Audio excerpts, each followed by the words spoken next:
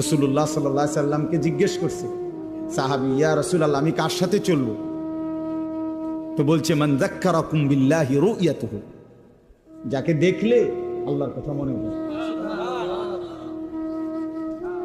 ওয়া যাদা ফি ইলমিকুম মানতিকুহু, যার কথা শুনলে ইলম বাড়ে, জ্ঞান বাড়ে। ওয়া যাক্কারাকুম বিল আখিরাতি আমালুহু, যার আমল দেখলে আখিরাতের কথা মনে পড়ে। যার চেহারার দিকে তাকাইলে আল্লাহর কথা মনে পড়ে, যার কথা শুনলে নিজের জ্ঞান বাড়ে, যার আমল দেখলে আখিরাতের কথা মনে পড়ে। রাসূল সাল্লাল্লাহু আলাইহি সাল্লাম বলে, তাকে সঙ্গী বানাও, তার সঙ্গী হয়, তারে বন্ধু বানাও, তার সাথে চলো, তার সাথে উঠা বসা করো, তার সাথে সম্পর্ক। এই জন্য নজরের একটা কি আছে? বরকত আছে, বরকত আছে। কচ্ছপ একটা প্রাণী আছে না, কচ্ছপ, এই কচ্ছপ বাচ্চা ফুটায় নজর দিয়ে। কচ্ছপের ডিম থাকে পারে, আর কচ্ছপ থাকে পানিতে। ওইখান থেকে সে শুধু চোখের দৃষ্টি দিয়া ডিমের দিকে তাকায় থাকে। এই নজরের বরকতে কিছুদিন পর ডিমের থেকে বাচ্চা ফুটে। হ্যাঁ, এজন্য নজর বদলায়। গুনার নজর গুনার প্রতি প্রভাবিত করে, নেক কাজের নজর। আল্লাহর ঘর দেখলে, কাবা শরীফ, মালিকের ঘর দেখলে চোখে পড়লেই কলিজা ছিঁড়ে যায়। চোখে পড়লেই কালো গিলাফ আশেক পাগল হয়ে যায়, হেবে দিছে, কথাবার্তা সবকিছু এলোমেলো হয়ে যায়। এটা একটা ভিন্ন বিষয়, নজর। নজর, মদিনার সবুজ গম্বুজ নজরে পড়লেই সফরের সমস্ত ক্লান্তি দূর হয়েছে, দূর হয়ে নজরের সাংঘাতিক বরকত পরিবর্তন হয়। আমরা অনেক সময় বুঝি না আর কি।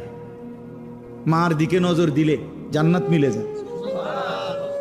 নবীজি বলছে না, মায়ের দিকে নজর দিয়া মার দিল যদি খুশ হয়ে যায়, মা যদি খুশি হয়ে যায়, তো নজর দিলে জান্নাত মিলে যায়।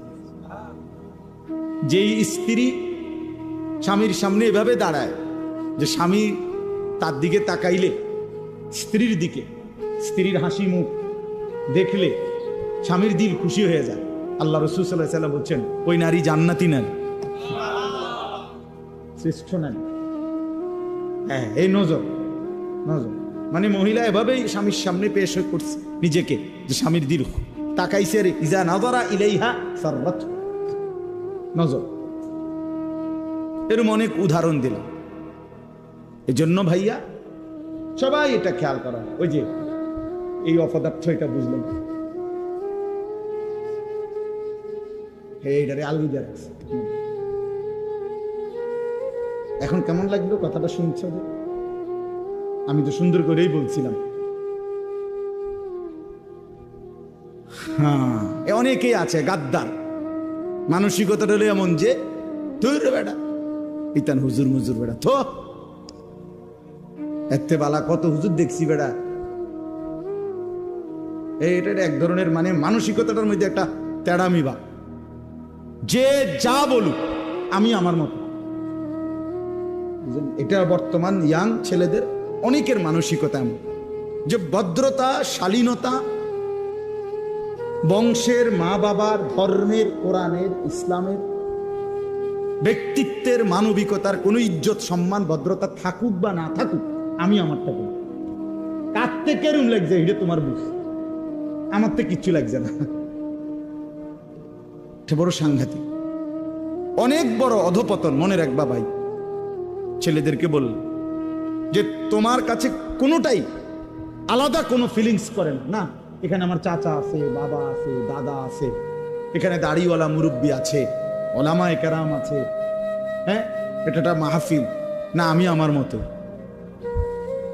আমি যেমন আছি তেমনই। এই যে মানসিকতা, এটা কিন্তু অনেক বড় মুসিবত, বিপদ, অনেক বড় বিপদ।